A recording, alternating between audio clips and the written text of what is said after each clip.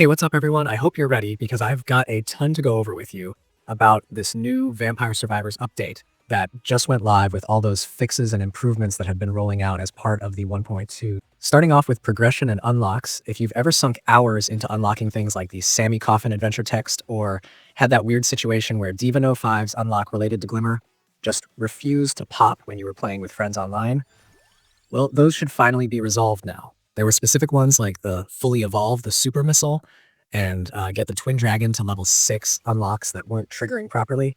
And if you ever hit that wall where Diva Number 5's Virginia skin just wouldn't unlock no matter what you did, good news, that's been corrected as well. On top of that, they also sorted out stage-specific achievements that were improperly unlocking when new stages were obtained, which was causing a bunch of confusion about whether you'd actually completed what you needed to complete. There were even issues in online mode where secrets like Uppercut, a Red Reaper would trigger at the wrong time, or stuff like the OTC Megalo secrets appearing before you even got the pile of secrets. So all of that has been carefully fixed up so that the progression feels logical and fair again, without those weird jumps or unintended unlocks.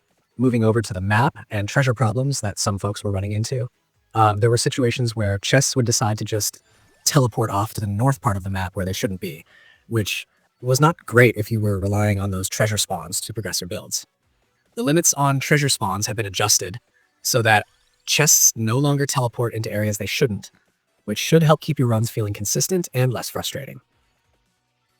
And speaking of chests, there was also a bug where chests weren't spawning at boss death locations in Westwoods, leaving players empty-handed after grinding through a tough fight. That's now been corrected, so your rewards actually show up where they're supposed to. And then there's the online and co-op side of things, which definitely needed some love because the game's multiplayer was already a big deal, but it had some rough edges that could make sessions feel more like obstacles than fun. One of the big things they tackled was fixing the issue where the host could exit adventure after choosing a stage and leave everyone else hanging. That should no longer happen, which is a huge relief if you like to run with friends or friends of friends on random connects. Another head scratcher was where player 2 would get stuck transitioning out of the death boss fight online, which made it awkward for the whole session. That's fixed, so transitions behave better now. There were bugs like the first player spawning out of the map bounds in party mode when playing on astral stairs, and wonky behavior with the background remaining stuck on adventure even when you were invited from adventure. Both of those have been cleared up, so sessions feel more seamless. Beyond that, the dreaded post-death fade to black soft lock that sometimes blocked credits from showing has also been fixed, so you can actually see the payoff for your runs instead of hitting a blank screen. You'll also notice that online error messages now appear within the online menu, instead of popping up in confusing places. And there's now a proper transition when backing out of online stage select, which feels way more natural. Other tiny but meaningful fixes include ensuring the adventure button doesn't appear online when it's not unlocked, and making sure that the join button reselects itself after you close a failed join pop-up, so you don't have to do extra clicking. Beyond the multiplayer stability, the patch also introduces some quality of life tweaks to gameplay behavior and interactions you might not immediately think of, but will definitely appreciate once you notice them. Weapons owned by all main players are now highlighted in the Arcana page, which means it's easier to see at a glance what everyone is packing. That's especially helpful in co-op, where coordination and builds matter. If you've ever been playing as Amaya and wanted to actually pick up cats that are followers, that's now possible, which is a small detail but super sweet for anyone who's felt like, why can't I grab this cat for too long? A few enemies that previously couldn't spawn followers when set as CPU, like Fake Trio, Slagra, and Gaibon, Bonnie, and Formina, have also been updated so they behave correctly in that regard. On the UI and menu front, there are a handful of fixes that tidy up things that could otherwise feel off or misaligned.